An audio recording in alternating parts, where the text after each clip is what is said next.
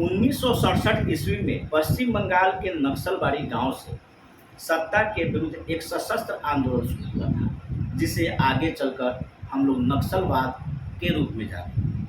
यह आंदोलन चीन की कम्युनिस्ट पार्टी के नेता माओ त्से-तुंग से प्रभावित होकर चारू मजूमदार ने शुरू की थी, जो सत्ता के खिलाफ संघर्ष था, जो आगे चलकर बिहार तक पहुंची। बिहार में यह लड़ाई अगड़ों और पिछड़ों की लड़ाई बन गई। इस दौरान काफ़ी लोगों को अपनी जान गंवानी पड़ी। बाद में इस आंदोलन को खत्म करने की जिम्मेवारी सरकार की सुरक्षा एजेंसियां ली, जिसमें सुरक्षा एजेंसियों को भी काफ़ी नुकसान उठाना पड़ा।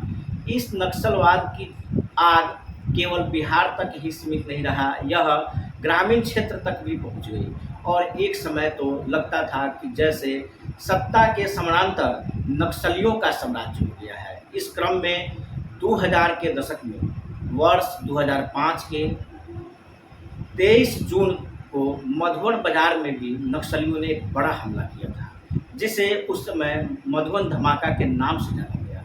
मधुबन धमाका इतनी बड़ी हमला था जिसका अंदाज़ा लगाना उस समय काफ़ी मुश्किल थी। बिहार में राष्ट्रपति शासन लागू था, लालू यादव की सरकार गिर चुकी थी, आम चुनाव बिहार में हुए थे, चुनाव में किसी पार्टी की सरकार नहीं बनी थी, राज्यपाल बूटा सिंह बिहार को संभाल रहे थे, बिहार के डीजीपी थे जिनके जिम्मे बिहार की कानून व्यवस्था की बागडोर थी।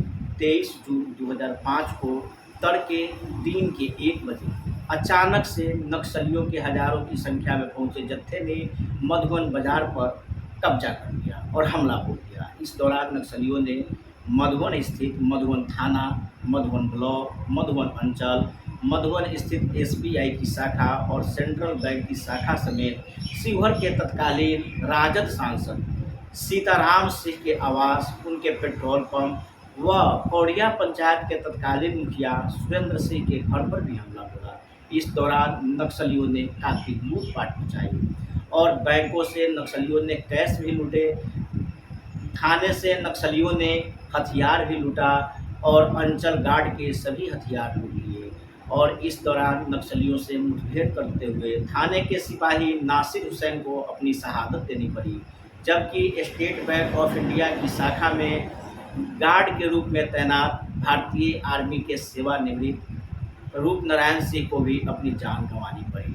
थाने के अन्य सिपाही व पुलिस पदाधिकारी छुपकर या भागकर अपनी जान बचाने में कामयाब रहे। सांसद के आवास पर कोई व्यक्ति नहीं मिला जिससे वहां जान माल की नुकसान नहीं हुई। हालांकि इस दौरान नक्सलियों ने केवल गोली ही नहीं चलाई, बम भी फोड़े और करीब 2 घंटे तक मधुबन में जमकर उत्पात मचाया, जिससे मधुबन के लोग दहशत में आ गए। आसपास के गांवों में भी भय का माहौल कायम हो गया। 2 घंटे के बाद नक्सली वहां से चलते बने, जिसके बाद क्या हुआ मधुबन में पूरे दिन और पुलिस उसके आगे क्या कार्रवाई की, सीआरपीएफ ने मोर्चा संभाला, उसके बाद की बात आपको विस्तार पूर्वक बताएंगे अगले एपिसोड में।